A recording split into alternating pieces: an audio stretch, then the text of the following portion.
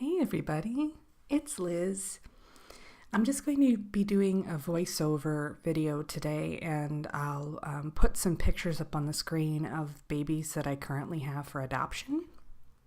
I have, right now as of recording this, I have 3 that are reborns that are available. And I will also link to my online nursery in the description box so that you can check that out if you're interested. Excuse me. This video is mainly though to talk about the customs that I offer. I've had a few questions recently, and they all kind of revolve around the same topics. So I thought I'd just make a video explaining my process a little bit more in terms of what's required to kind of get a spot, and the payment options that I offer, that kind of thing. Sorry, I'm tongue-tied today. I'll do my best. Anyway, basically what I do is I'll start by just kind of giving an overview. I have 2 custom spots available right now, maximum. I don't take on too many at once because I feel like that kind of impedes my ability to focus on each doll individually. So I take on a certain max number each season depending on what I have going on at the time, and usually I take on less during the summer because I'm out and about more during that time. I also have my job. I'm a writer, so I also have to factor that into the equation. So I like to try to keep it manageable. So I have 2 available for the remainder of spring and kind of the beginning of summer. And what I do is I charge $250 plus the cost of the kit and shipping. So for instance, if the kit is $75, the total would be $250 plus $75 plus $45 for shipping to the US. So kind of a breakdown. But what I ask for up front is a 25% non-refundable deposit. So that kind of, I'm not going to say secures your spot, but it kind of helps me pay for the upfront costs that I have, like the cost of the kit and the body and the eyes if necessary, that sort of thing. Now, the $250 custom fee covers basically everything else. So it covers, let me pull up my little thing here so I can make sure I mention everything. It basically covers the kit painting, the assembly, the weighting, and I cover that up to 5 or 6 pounds depending on the size of the kit and your personal preferences. Now this is for a kit that's up to 21 inches, these prices I'm quoting. And that also covers hand painted hair. If you have an open-eyed kit, I also include the polyglass eyes in that. Now rooted hair is additional. That's an additional $50 to $100 charge, a little bit more if you want kind of human hair or something like that, for example. I always use premium Angora mohair. Other mohair makes me itchy sometimes, so I have to be careful. It's really weird. But also, if you wanted a tummy plate or torso or anything like that, that's an additional cost. Let's see what else. I think that's about it in terms of the costs. So I do custom toddlers as well. So for instance, inches or above, but I charge usually a little bit more for that, usually about another $50. But if you just want one that's kind of a newborn size or 3 to 6 month size, that is $250 plus the cost of the kit plus the cost of shipping. So and it covers all of the things I just mentioned. Now usually when I work on a reborn, a custom reborn, I usually take anywhere between 4 to 8 weeks, and that depends on the size of the kit. That depends on a variety of different factors. If you want rooted hair, painted hair, that sort of thing, skin tone.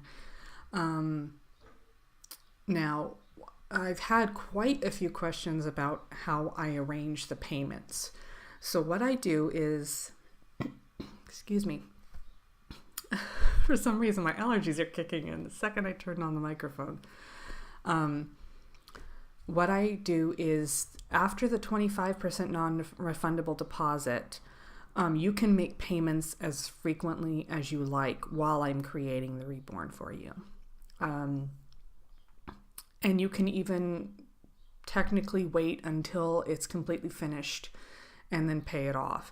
But you have to pay it off within 1 week of me completing the Reborn. If not, I will have to list it, because I've only had one issue, and it was last year where someone just kind of vanished.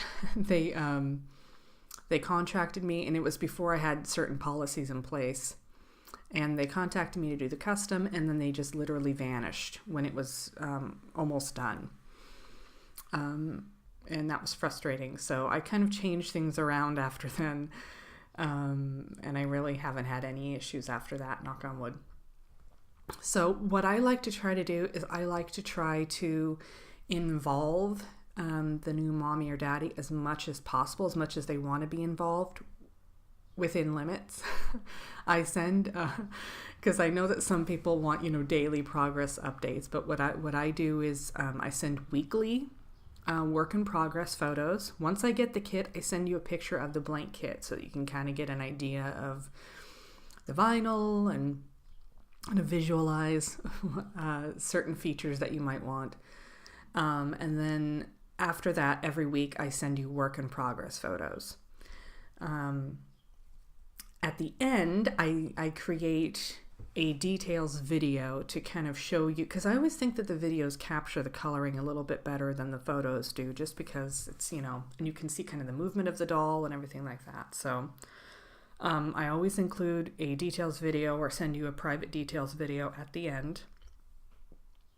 And then I also send the usual box packing photos that I always send for all of my my little bundles. And I think that's about it. Let me look at my little list here and make sure. Oh, another thing.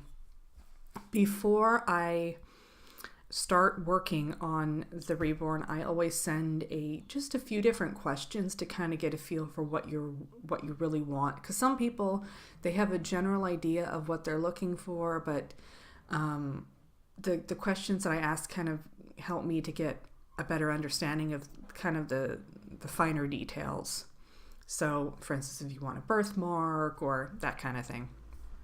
So I always send that. It's kind of a brief questionnaire beforehand, so that I can get a clear idea of what you have in mind.